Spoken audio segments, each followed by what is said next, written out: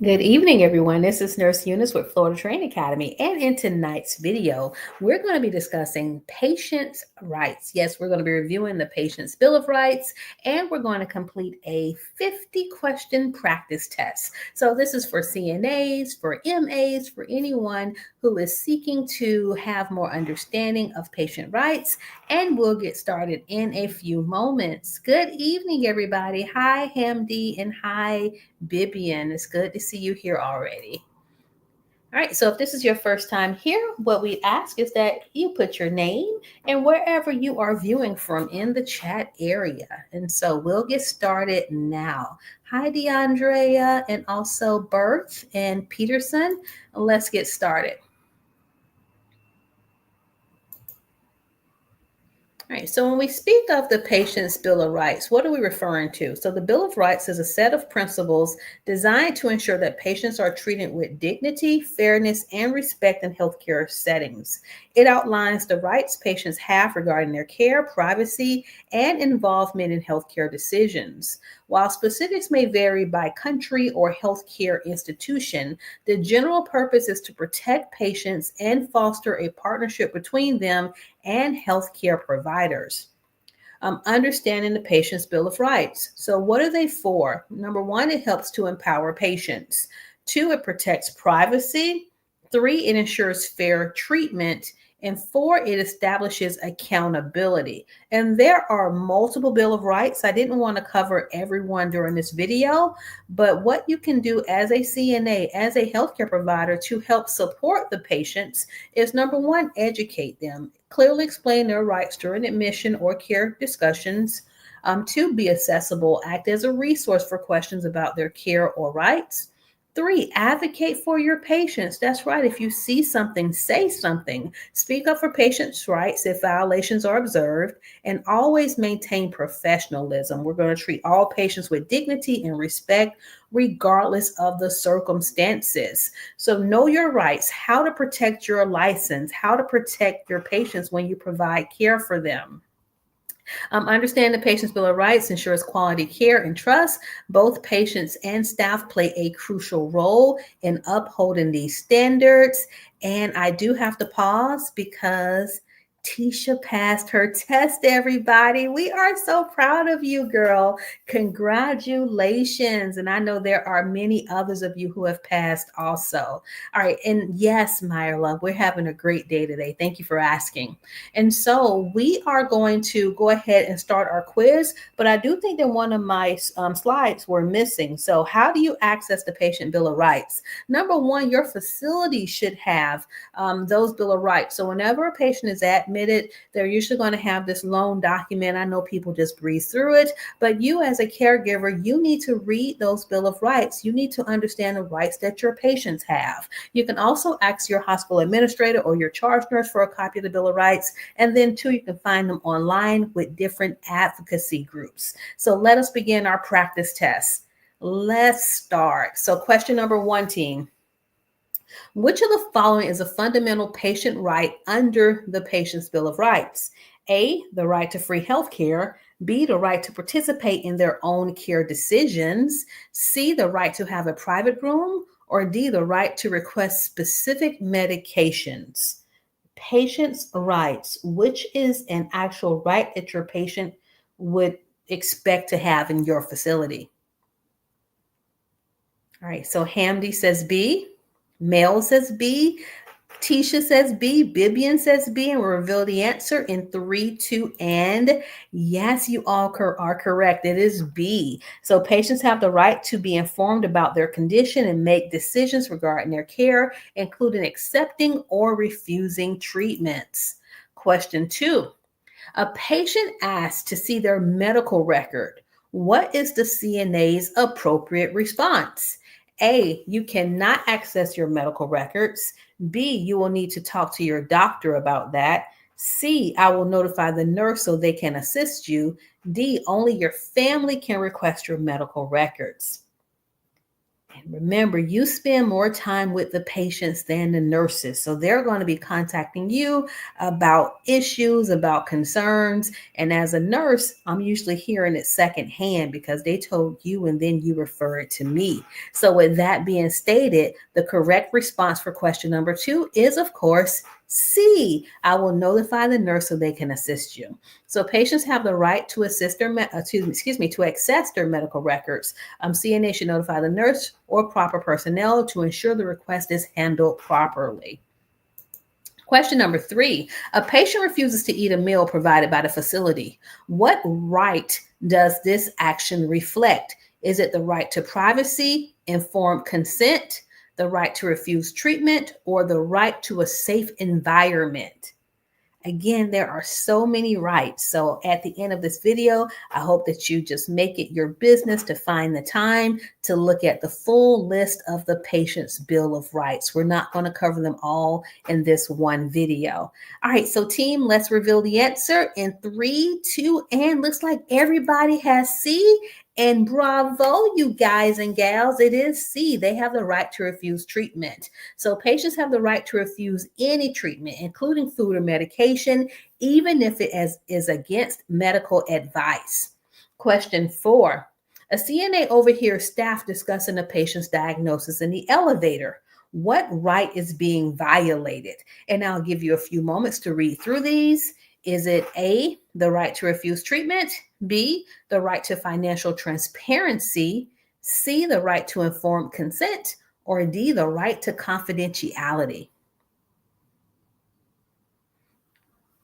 You hear staff discussing a patient's diagnosis in the elevator.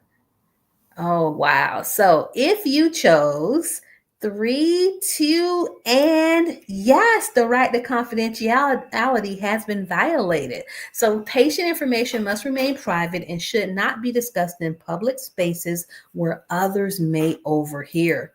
Question 5. If a patient cannot communicate verbally, how should a CNA ensure their right to participate in care decisions? A, ignore their input since they cannot speak. B, wait for family members to decide for them. C, use alternative communication methods such as writing or gestures. Or D, only communicate with the nurse about their care. So looks like Hamdi, Sohail, Bibian, Chrissy, Berth, Camille. We have a lot of C's, and you are right, team. It is C. So thumbs up, thumbs down, nod yes, nod no. You can use your fingers to give us your pain level. So is it a 0, meaning that you have no pain, or is it a 10? If so, show me all 10 fingers. So patients who cannot communicate verbally, they still have the right to participate in care decisions. And so you're going to figure out a way to communicate with them, whether it be with pencil and paper or with gestures or using those other methods that I suggested. Question number 6. What does informed consent mean in patient care? A, patients can leave the facility whenever they choose. B, patients must be informed of and understand the risk and benefits of treatment before agreeing. C, patients can request specific medications. Or D, patients can decide who enters their room. What does informed consent mean? And now I'll reveal the answer in 5, 4, 3, 2, and I am so proud of you. Everybody had the right answer, and the answer is B. Patients must be informed of and understand the risk and benefits of treatment before agreeing. So informed consent ensures that patients are aware of their options and fully understand the implications of their decisions. Great job, team. Question 7, and you're going to run into this. A patient requests that no male caregivers provide their personal care. This reflects their right to A, privacy, B, confidentiality, C, informed consent, or D, cultural and personal preferences. And then Mila had a question. It's implied consent whenever someone is, let me go back up and see it, is unresponsive and you have already obtained consent. So in a medical facility, if a person, we would say, yes, it would be implied consent. If we would say if they were able to speak and they needed medical treatment until we can contact their family members, yes, they would also be given implied consent, but that's a little bit different. That's usually for first aid and for medical care versus the patient's bill of rights. But you are right, Mila. All right, so everybody, question number 7, revealing the answer in 3, 2, and yes, it is D, cultural and personal preferences. So patients have the right to receive care that respects their personal and cultural values, including preferences regarding caregivers. So if a patient says that, hey, they don't want a male caregiver, they don't want a female caregiver, whatever the case may be, just honor their wishes and go see the nurse. And if you just so happen to be the only caregiver on that floor, as a nurse, I'm going to try to explain to the patient that, hey, Tom is the only tech here today. He is very professional. He can assist you as much as possible. But if you still don't want Tom to be your tech or your caregiver, it may take me a few minutes longer to get to you. So the care is still going to be rendered, whether she allows that tech to do so or not. So don't be offended. Patients have rights, and they have rights to personal preference. Question 8, a patient complains about a rough interaction with the CNA. What should the CNA do to respect the patient's rights? A, ignore the complaint since no harm occurred. B, apologize and document the complaint. C, dismiss the complaint as an overreaction. D, speak to the patient's family about the issue. All right, you're moving Miss Gertrude, you're moving her from the bed to the wheelchair, and she says that you are rough. So what are you going to do? And if you chose B, that's right. So Hale and Sharon and Amy and Phyllis, you are correct, because patients have the right to voice grievances about their care without fear of retaliation. And it's important to address and document those concerns respectfully. As a tech, as a CNA, remember when you're documenting, you would have to stop and notify your nurse first, because in your documentation, you'd be documenting that you actually notified the nurse. So even though that wasn't included here, that would be a step. You let the nurse know about the patient's complaint, and then you can document them both. Question number 9, which of the following actions violates a patient's right to confidentiality? A, discussing a patient's care plan with the care team privately. B, reviewing the patient's chart in the nurse's station. C, sharing the patient's diagnosis with a family member without permission. Or D, asking the patient for consent before discussing their care with others, which violates a patient's right to confidentiality. And looks like Birth says 9C, Mirtha says C, Mylan, Abigail says C. So let us see if that is correct.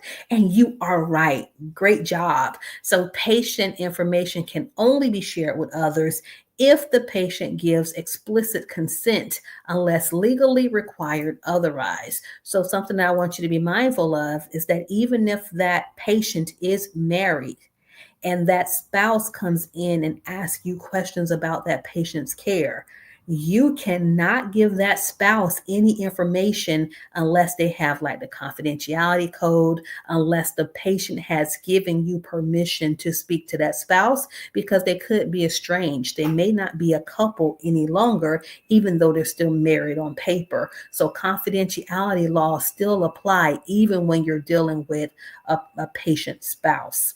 All right, so here we go, team. Let's go to our next question, question number 10. All right, and so a patient refuses their morning medication. What is the med tech's best response? Okay, so a med tech is someone who, with additional training, can give medication even though they're not a nurse. So is it A, force the patient to take the medication? B, document the refusal without informing anyone? C, skip the medication and proceed with care? Or D, notify the nurse immediately? Everybody has it right. Everybody is choosing D. That is so important because it's patients refusing their blood pressure medications or the medication we're giving them for their heart rate control or the medication we're giving them for their diabetes or for their infection. So you still have to notify the nurse because the patient has the right to refuse, but the nurse should be informed to address the situation appropriately. And one of the first things I'm going to do is find out the why. Mrs. Gertrude, why don't you want to take this medicine today? And if you listen to your patients, they'll usually tell you why. It hurt my stomach. Well, let's see, last time you took your medications without food. So this time we're going to give you some food first, and then I'll come back and check and see if you change your mind. All right, question number 11. A CNA needs to assist a patient who prefers to pray before meals. What should the CNA do? A, ignore the patient's preference and serve the meal. B, encourage the patient to pray quickly to save time. C, respect the patient's preference and allow time for prayer. D, avoid discussing religion with the patient. What would be the best response for question 11? And now reveal the answer in 5, 4, 3, 2, and Blessing and Conray and Vive. Yes, you have it right. We're going to respect their preferences. The patients have the right to have their cultural and religious beliefs respected, including practices such as prayer. Question 12. A patient asks a CNA about their treatment options. How should the CNA respond? So, even though you know information because you're going to be reading reports, you're going to hear us talking about the patient care, the patient has now been told that they have maybe a lump in their breast. So, how do you respond? A, provide detailed medical advice. B, refer the question to the nurse or physician. C, tell the patient they should not question the doctor. D, guess the best answer based on prior knowledge. YouTube University. Let me go to YouTube and I'm going to tell you what we're going to do about that lump in your breast. Of course, it's not going to be D, you all. So that is right, Peterson and Vivian and Nana and Mila. It is B. You have to refer them back to that nurse or that doctor because CNAs cannot provide medical advice, but should ensure the patient's questions are directed to the appropriate healthcare professionals. So just knowing that there's a lump in someone's breast, that's not enough information. They want to know the whole plan of care, what doctors, what treatments. And as a nurse, even I don't have all of that information immediately. It takes time. We work with the team and we're going to get those extra doctors and those extra tests so that this patient can get the holistic treatment that they deserve. Question 13. A patient declines assistance with a bath. What right does this action demonstrate? A, right to hygiene. B, right to informed consent. C, right to confidentiality. Or D, right to refuse care. They decline assistance with a bath. They don't want your help.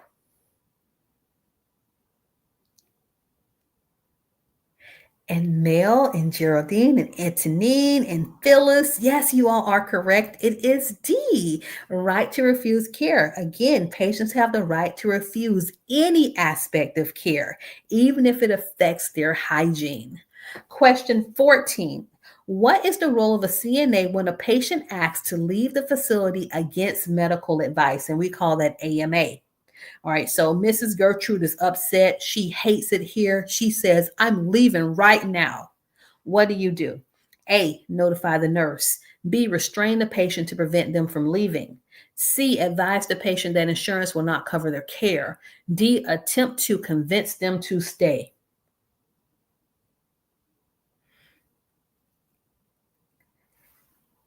And I'm doing my nurse happy dance over here. No one chose B. It's tempting to try to restrain them. It's tempting to tell them that no, your insurance company will not cover your stay if you go AMA. But the best thing to do is to get that nurse involved. So it is A. And then as a nurse, I come and I tell them those other things, or I'll call security if I need to, especially if the patient has severe medical issues. But patients have the right to leave AMA, but the nurse should be notified to address the situation and ensure appropriate documentation. Yes, Mila, they do try to leave the facility. Some of them try to leave the facility right after they've received pain medication. And so that's why sometimes we have to get security involved. Let's go. Question 15, team. When transferring a patient to another facility, what right must be respected? So this patient's going from your hospital to long-term care. They're going from the hospital to a nursing home. Is it A, the right to free transportation, B, the right to refuse to transfer without consequence, C, the right to demand a specific facility, or D, the right to receive a complete explanation of the transfer? I know this one's so tricky. I see A's and I see D's, but most things are not free. So they don't get a right to free transportation, but they do need a thorough explanation of the reason they're being transferred. Why are they going from one level of care to another? So the correct response is D. Patients must be informed and their designated family member about the reason for the transfer and any associated risk or benefits. Question 16. This is a true or false statement. Patients who verbally abuse nursing staff may lose their right to care. Is this true or false? Mr. Thomas has cussed you out from sun up to sundown. He has not been nice. He's been verbally abusive. Do we have a right to refuse to provide care for him? You all make my heart smile. Everyone said false, and you are correct. Yes, all patients have the right to care, even when they are not easy to take care of. So, even if their behavior is challenging, however, healthcare facilities have protocols to address abuse and ensure staff safety while providing appropriate care. We probably need to team up whenever we go into his room because we know he's going to be verbally abusive and we don't get too close. Someone who's verbally abusive is totally different than someone who is trying to physically abuse you. We can usually tolerate a little bit of verbal abuse. We just get one of our strong old nurses to go in there to handle Mr. Tom, and usually he'll settle down. Question 17.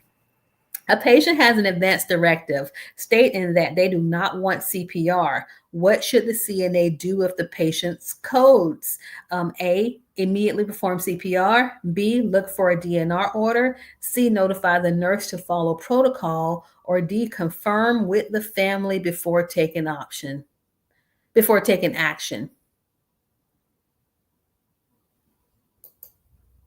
And then Mila, don't be afraid. We have patients who are, sometimes a little hard to deal with, but you're also going to have patients who are adorable. And so you're not there alone. You're there with a team of other healthcare providers. And believe me, the nurses are not going to let patients abuse them, and they're not going to let patients abuse the CNAs either. It's just sometimes patients are more difficult than others. But at the end of the day, we provide good care. And if no one's hitting you, you're going to be fine. So we can hopefully reassign the patient to someone who's stronger if you just, mentally or emotionally can't tolerate that particular patient. All right, so question 17, everybody, revealing the answer in 3, 2, and 1. And the best response is C. That is right, because patients have the right to have their advance directives respected, and the CNA should act in accordance with facility policy and the directive. So you're going to notify that nurse regardless, because even if the person doesn't want CPR performed upon them,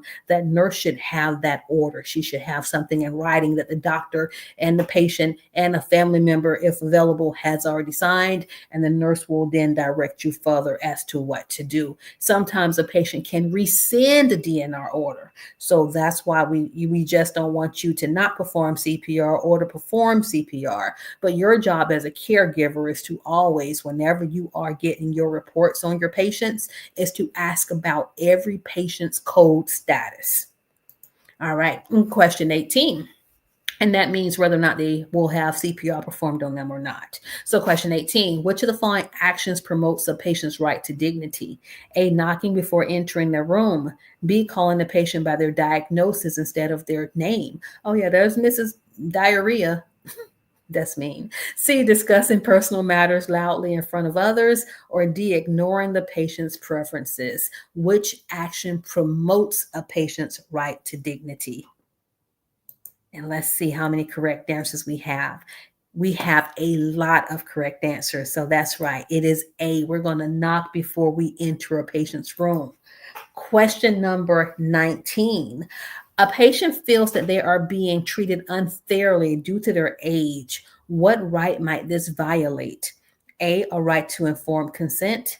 B, a right to non-discrimination. C, a right to privacy. Or a D, right to financial transparency. You're spending more time with the younger patients. You're not spending time with this patient, or you're bringing their tray last or late. What right are you violating? And yes, you are correct. Hamdi, Mirtha, Rahal, you are so correct. It is B, as in boy, the right to non-discrimination. So patients have the right to receive care without discrimination based on factors such as age, gender, race, or religion. Question 20, and we're going all the way to 50 tonight, you all. So if you've been here for this long, please give us a thumbs up. And if you haven't shared our videos with a friend, we ask that you do so. And don't forget to subscribe. So question number 20. Birth, we do have additional classes online this week. I know I'll be doing one on medication aid because someone asked, and then I think Phyllis will be doing one on medical assistant on Wednesday, but I don't have those schedules posted yet. I apologize. All right, question number 20. A CNA wants to share a funny story, something she saw on TikTok about a patient on social media without identifying details. Is this acceptable? A, yes, as long as the patient's name is not included. B, no, unless the patient gives written consent. C, yes, if the story is humorous. D, no, sharing any patient information violates confidentiality. What do you all think? You are from a different generation. You're the TikTok generation. You're the young folks. Is everything that you see online funny? How do you think a patient's going to feel if you share a story about another patient? And she's probably going to be thinking, wow, is she going to make a TikTok about me when she leaves my room? So the best response is going to be D, everybody. No, even if it is funny, you cannot share it with your patient. So any information about a patient, whether it's yours or a patient in Kalamazoo, even if not directly identifying, must be kept confidential to respect their privacy, because you just never know whose aunt works at a hospital, whose aunt is someone who recalls the scenario you're speaking of. And we don't want you losing the license that you worked so hard to get. So don't share information from social media, especially not with your patients. Question 21. A CNA Winifred, home health aide. Okay, we'll get that done there. A CNA observes a nurse withholding food as a form of punishment for a patient's non-compliance. What should the CNA do? And then Winifred, we do have one on home health aide already. I'll try to pull the link up at the end of the video. Let me repeat that question, you all. I apologize. A CNA observes a nurse withholding food as a form of punishment for a patient's non-compliance. What should the CNA do? A, ignore the situation to avoid conflict. B, report the incident immediately to the supervisor. C, support the nurse's decision. Or D, discuss the situation with other CNAs. And I see you all just typing away, and you are right.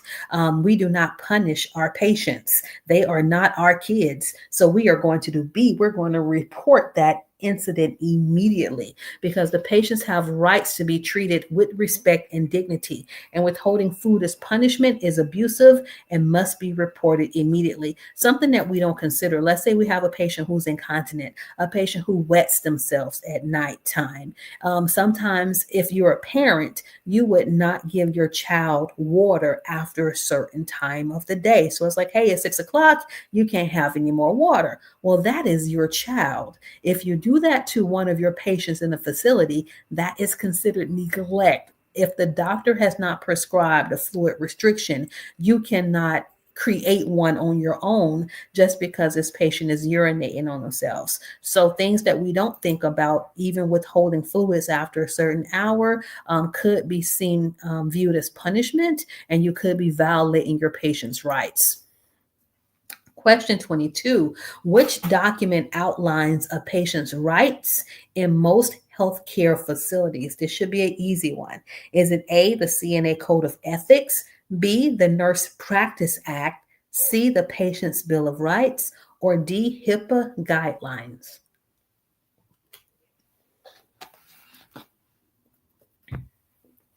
Yes, Rose and Hamdi and Vivian and Annie, you have it right. It is C, the Patient's Bill of Rights. It provides a framework for the fundamentals rights of patients in healthcare settings. Well, God, first, I know that you're going to get it the second time, but pass the skills on my first try. That is fine. Now you only have to go back and take one test. It's going to be so much less stressful. So you focus on passing that written exam, and we know that you got it. So next test within 30 days, and you too will have your CNA license. Question 23, team, is true or false? Patients can have visitors outside of normal visiting hours if their condition or situation warrants it, as long as the facility permits. Is that true or false? If the situation warrants it, can a patient have visitors after visitation hours? All right, we'll reveal the answer in 3, 2, and I see some falses, I see some trues. You all, the answer is true. So, yes, let's say there's a patient who is confused. They may need a family to come in and sit with them, and the nurse has called. So, that would be a reason why a visitor could come after hours. Or let's say that a patient went into cardiac arrest, and so we need that family there, especially once they've been resuscitated, so we can update the family. So facilities often allow flexibility in visitation policies for compassionate reasons, such as end-of-life care or special circumstances, while balancing the needs of all of the patients. So that would be true. Question 24. A patient who speaks limited English is trying to understand their discharge instructions. What should the CNA do? A, explain the instructions as best as possible. B, notify the nurse or request a professional interpreter. C, use gestures to explain the instructions. D, skip the explanation since the patient cannot understand. Birth, it depends on the state. So in Florida, there are 60 questions on the multiple choice examination. Some states I heard there are 90 questions, but whatever state you're in, whenever you go to the board that oversees the CNAs, which is usually the Board of Nursing, they should have a test plan, or you just call it a candidate bulletin. You review that, and it will tell you how many questions are on the CNA test and how many skills you have to perform. The CNA test is 2 parts, you all. It's skills and, of course, the written competency. So question 24 is B. Patients have the right to clear communication about their care, and using a professional interpreter ensures accurate understanding. So no, you can't go to Google Translate. Usually our facilities have a 1-800 number they can call, and then we will find out that patient's country, wherever their native language is. We'll get the translator to help translate those discharge orders.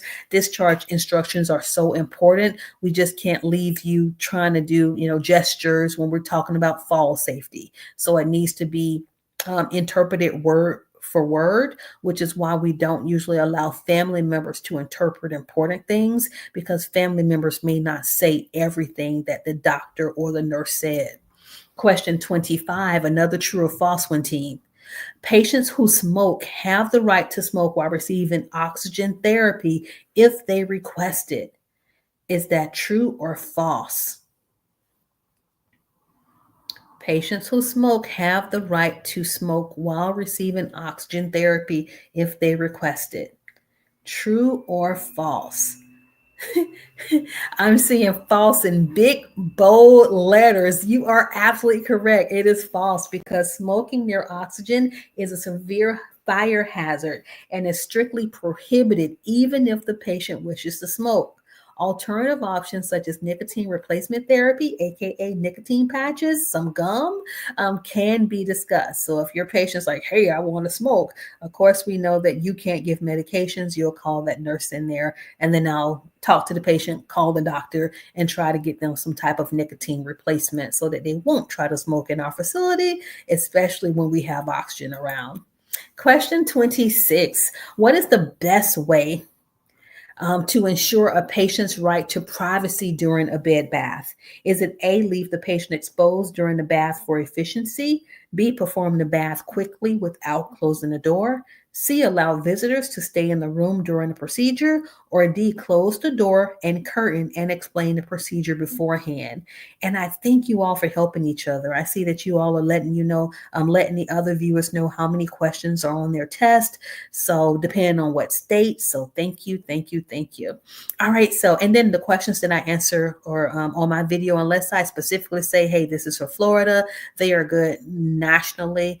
Because I base my questions off of national content, not off of state-specific content. So the Bill of Rights may vary a little by state, but this is the pretty much the meat and potatoes of Bill and Rights. All right, so question 26, the answer is D. We're going to ensure privacy by closing that door and pulling that curtain, and that's going to help to respect the patient's dignity and right to privacy.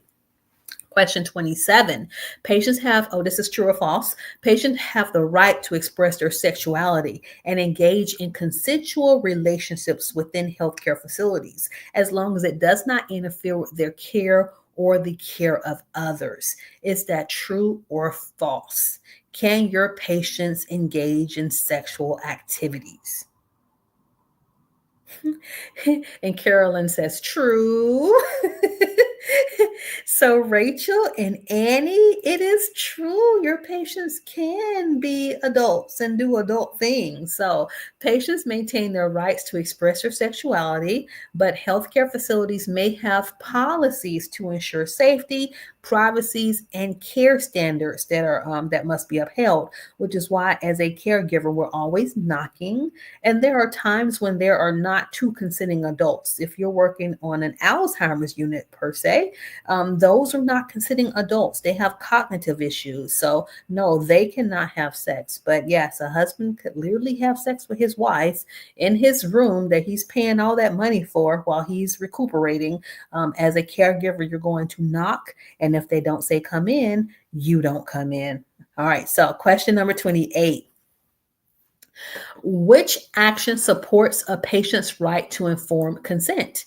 A, allowing the patient to sign a consent form without explanation.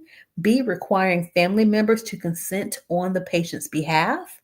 C, providing detailed information about a procedure in a way the patient understands. D, performing a procedure without consent in non-emergency situations. I'll reveal the answer in 5, 4, 3, 2. And for everybody who has C, you are a winner. Great job. Informed consent ensures that patients fully understand the risk, benefits, and alternatives to a procedure before agreeing to it. But as Mila, informed consent versus implied consent. Implied consent is when the person cannot speak. So if someone is having a medical condition, let's say their blood sugar is low and they're unable to speak, well, implied consent would be if they were able to speak, they want aid rendered. And so we can render aid in that scenario. So implied consent versus informed consent. Implied consent, the person is unable to respond because of a medical emergency. Question 29.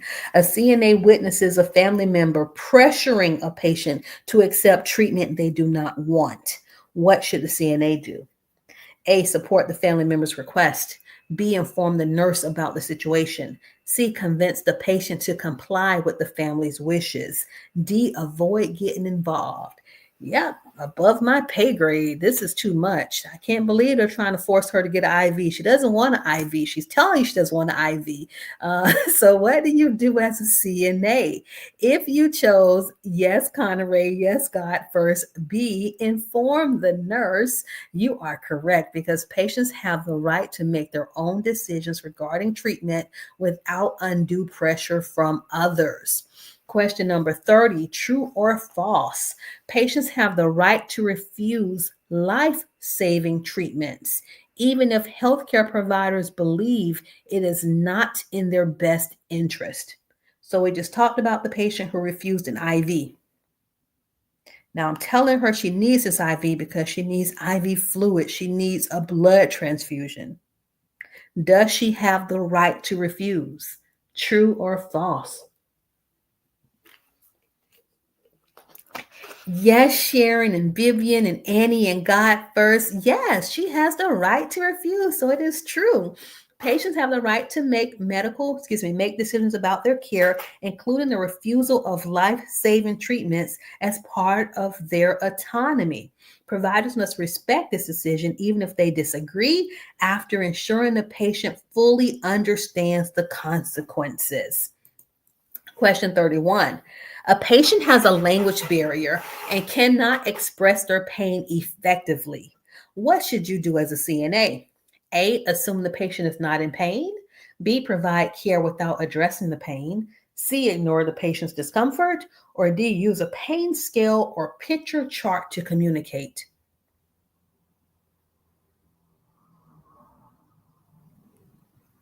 Sharon says D, Hamdi says D, Carolyn says D, Sohel says D, Quasum says D, Annie says D, Rose says D, Miley says D. You all are right. We're going to use that pain scale. And so it is D. Patients have the right to effective communication about their care, including pain management. So usually in every room near the clock, there is going to be this smiley all the way to a crying face, and you would use your finger as a guide and you would tell the person to let you know when to stop. So it means give me a thumbs up whenever I reach your level of pain. And so if the patient cannot give you a number by holding up fingers, if you go into a room and a nonverbal patient is crying, well, we know that that pain level will be anywhere from an 8 to a 10. If you go into the room and they're sleeping doesn't necessarily mean that they have no pain, but we would expect for it to be maybe a 0 to a 3. So that's how you can kind of gauge the pain, even if the person is unable to tell you a direct number.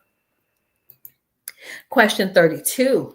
What should a CNA do if a patient requests a different meal due to dietary restrictions? A, ignore the request and serve the original meal. B, insist that the patient eat the meal provided. C, notify dietary services to accommodate the patient. D, offer the patient food from home. Now, food costs too much, so I'm not sure if I'm sharing my food from home with my patients. So it's not D. All right, everybody, revealing the answer in 3, 2, and you are right. It is C. Patients have the right to receive meals that align with their dietary and cultural needs. So you would be notifying the dietary department. In most of your hospitals, you would notify the nurse who would notify the dietary department, but that could be different in your facility. But either way, the dietary department needs to be notified. Question 33. A patient requests to change caregivers due to personal discomfort. What is the CNA's best action? A, notify the supervisor or nurse about the patient's request. B, insist that the patient continue with the current caregiver. C, dismiss the request as unreasonable. D, ignore the request and proceed with care. I don't even know what personal discomfort is. But if a patient doesn't want you as a caregiver, no worries. What are you going to do? You're going to do A. That's right. Give her to someone else. I love you, but you got to go. So patients have the right to request a change in caregivers if they feel uncomfortable, and such requests should be respected. Question 34, true or false? Ooh, this is a good one. If a patient is unconscious, healthcare providers can share medical information with any family member who requests it. True or false?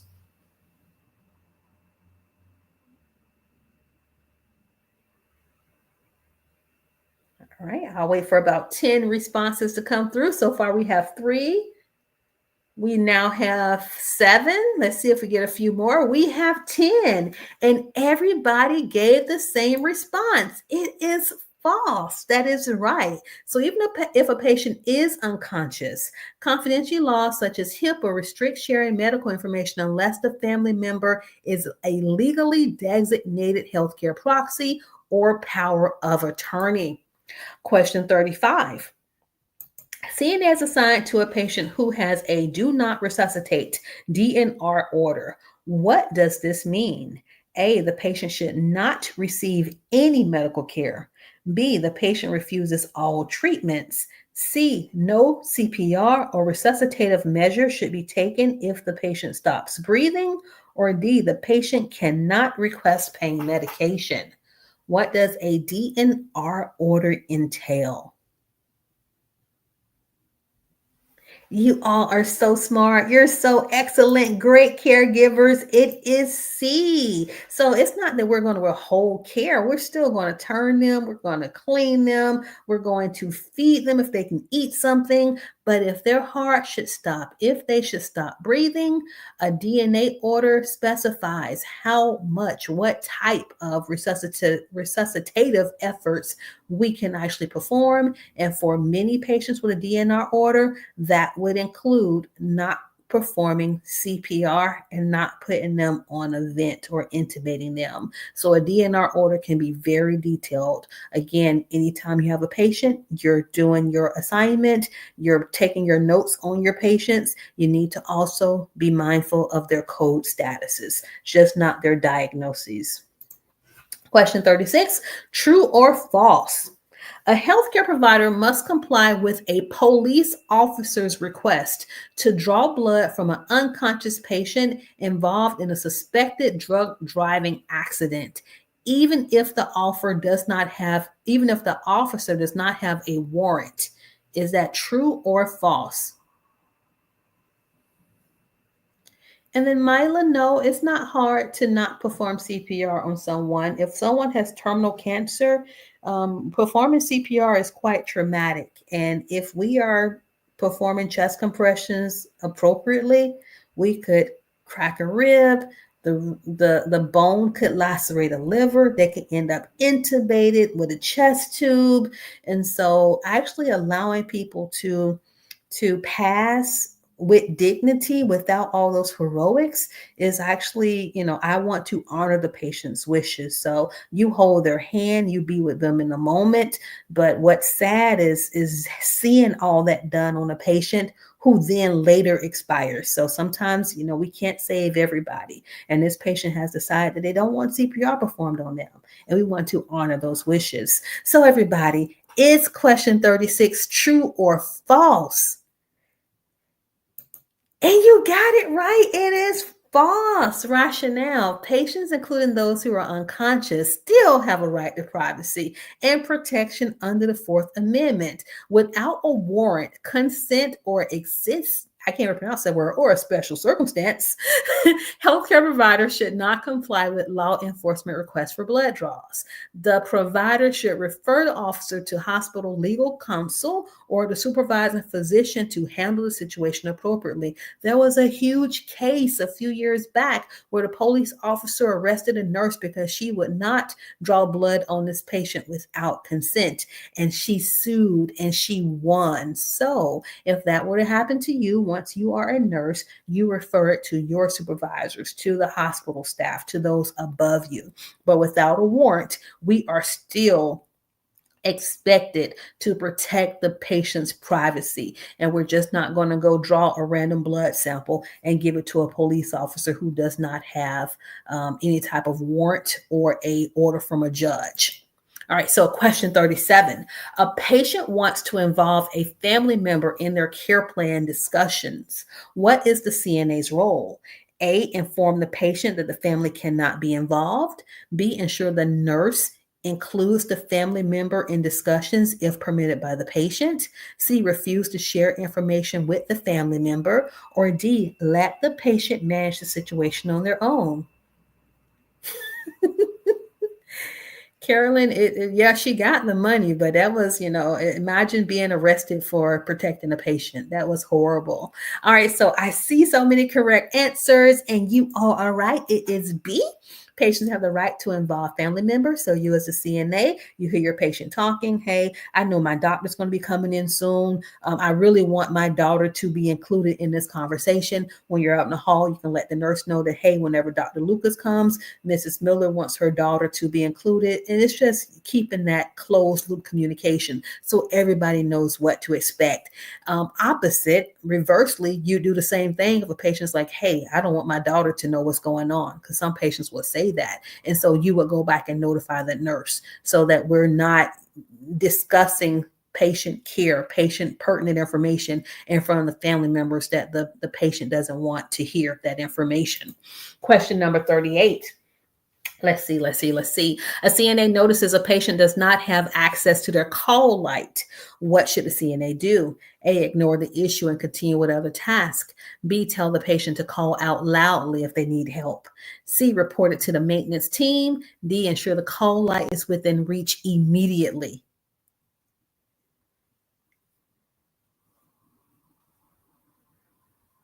Yes, everybody, it is D. You are going to make sure the patient has a call light. And so we are actually kind of like maintenance, even though we probably shouldn't be. The call light's probably under the bed somewhere. So you find that call light and you give it back to that patient. And if it's not working, sometimes it can just become disconnected a little bit because it's like a plug in to the bed. Just go ahead and push it back into the bed, because the patients have the right to safety and they must have access to tools like a call light to request assistance. So you do not leave a patient without their call light. Question number 39. A patient prefers to discuss their care with the spiritual leader before making a decision. What does this reflect? Is it A, the right to informed consent, B, the right to privacy, C, the right to cultural and religious respect, or D, the right to financial transparency? And this one is super easy. So I'll reveal the answer in 3, 2, and 1. And while you're inputting your answer in the chat, if you haven't done so already, don't forget to like this video, to share this video. And if you stay to the end, I have a great surprise for you all. So yes, the answer to 39 is C. Patients have the right to include cultural and religious beliefs in their decision-making process. Question number 40. A CNA notices a patient being neglected during mealtime. What are you going to do? Are you going to A, feed the patient quietly without documenting it? B, inform the family member before taking further action? C, assume the patient will eat later on? Or D, report the neglect to the nurse or supervisor immediately? Yes, we're going to report it. We're going to report it. We're going to report it. And me, and I know you have a big heart also. You're going to report it, but you're also going to feed that patient. So patients have the right to adequate nutrition and care, and any neglect must be reported to ensure that their needs are met. So document it, but whatever care wasn't provided, you have time, go back and feed that patient. Question 41. A patient in a long-term care facility wants to vote in an upcoming election. What should the CNA do? A, tell the patient they cannot vote while in the facility. B, assist the patient in contacting resources to help them vote. C, ignore the request as it is not care related. D, inform the patient that staff cannot help with voting. Yes, Sharon and Martha and Carolyn and Berth and Sohail, we can mail in. Hey, we're going to find some way. We're going to be calling the Department of Elections office. Hey, Miss Bertha wants to vote, and we don't have a way for her to vote in this hospital. Oh, we're going to figure it out. So the answer is B, because patients have the right to participate in civic activities, including voting, and should be supported in exercising this right. True or false? Let's see, Geraldine, Ruth, Abigail, Vive, Lois. Patients have the right to know the names and qualifications of their healthcare providers. True or false?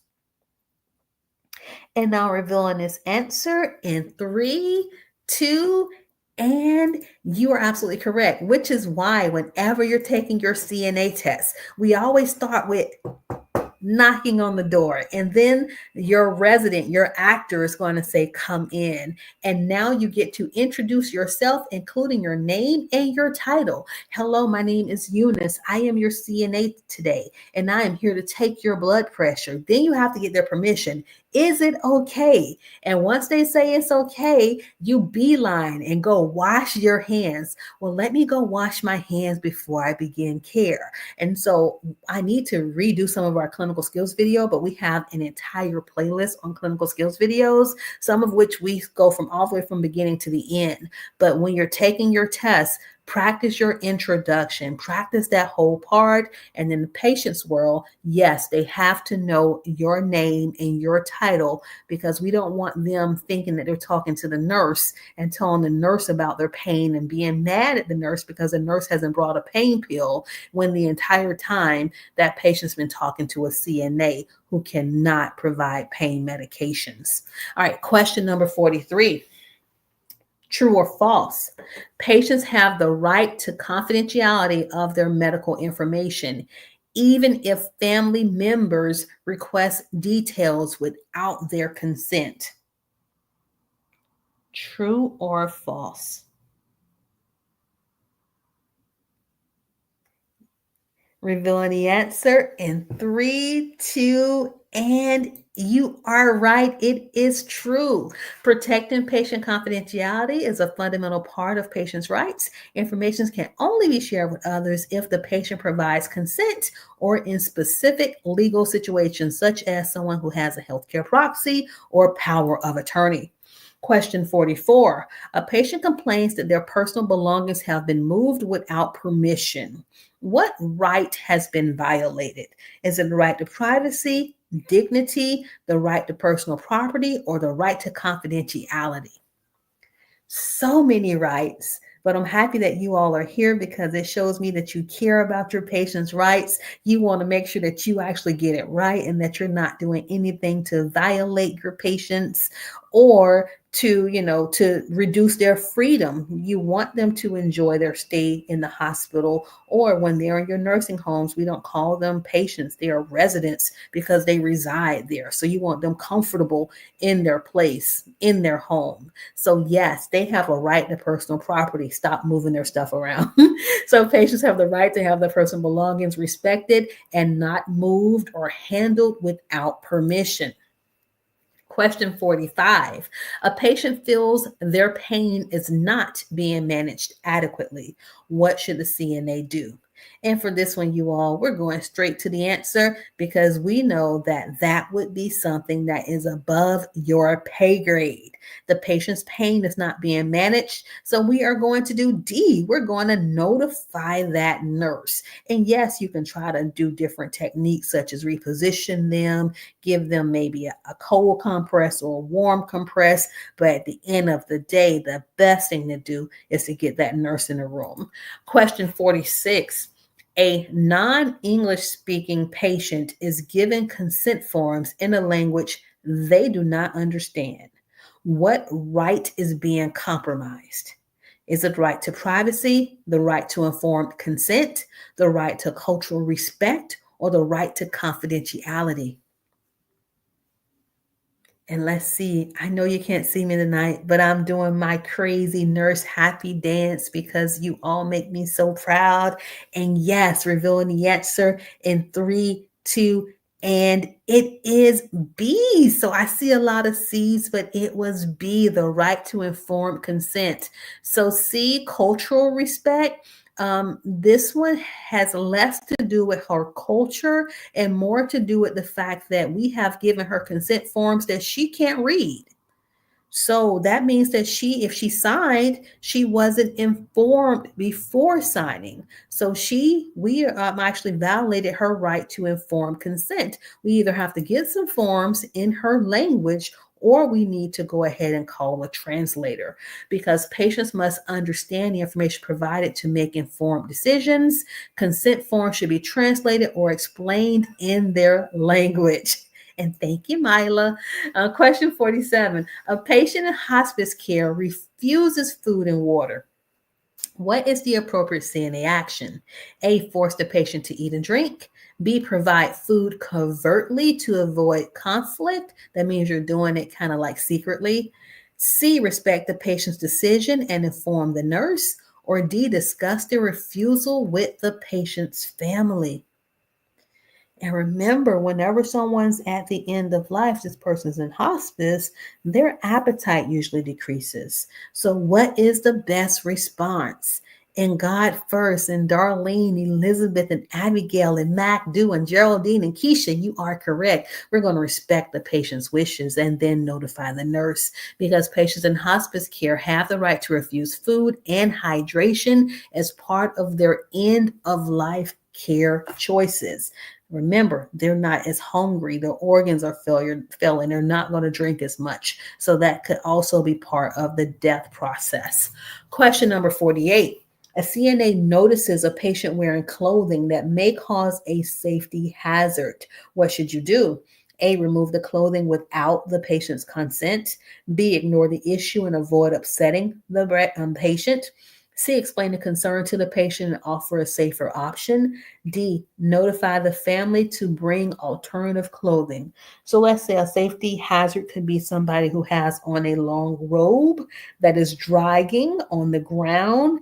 And not only does it pose an infection control hazard, it also causes a fall risk. What do you want to do? Revealing the answer in 3, 2, and yes, we have to explain the concern to the patient.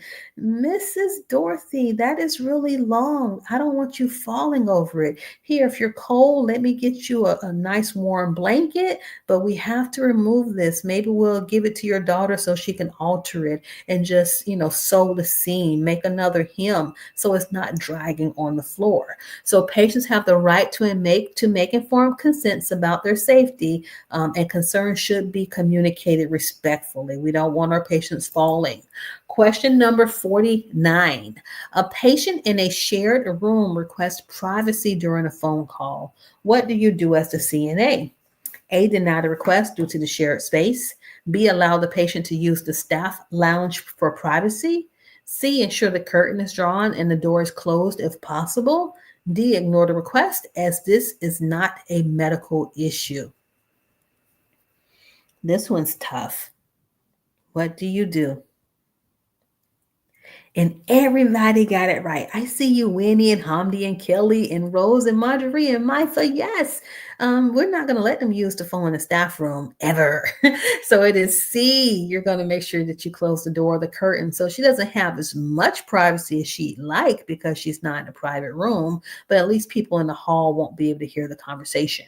So patients have the right to privacy even in shared spaces, and reasonable accommodation should be made. Question 50. A patient wants to file a formal complaint about their care. What is the CNA's role? A, tell the patient that complaints are not allowed. B, provide the patient with the information and resources to file a complaint. C, discourage the patient from complaining to avoid trouble. Or D, handle the complaint personally without notifying anyone else. Yeah, the patient's been receiving cold food. She saw a roach on the floor. You all are really noisy at night, and she wants to file a grievance. What do you do, CNAs? Yes, Keisha, it is B. Don't forget to notify your nurse. So the patients have the right to voice grievances about their care, and CNA should facilitate this process by providing the necessary information. But if I was a nurse and I see a grievance that my CNA didn't tell me about, well, I'm going to have a conversation with that CNA. So yes, you're going to help the patient fill out the paperwork, but before you do so, please let your nurse know, because you also have to put, I think, on the grievances what supervisor was notified. Remember, you are a link in the hospital, chain, the nursing team, but you don't have the final authority. So let your nurse be made aware. And now we're to the last slide, you all, and this is my big surprise. You all, I look so forward to seeing you all on Saturday, December 28th. I I already have a video link posted on our Facebook, our YouTube, our LinkedIn channel, but we're going to have a virtual vision board party. And if you've never done a vision board before, I'm going to ask that you join us. It is free.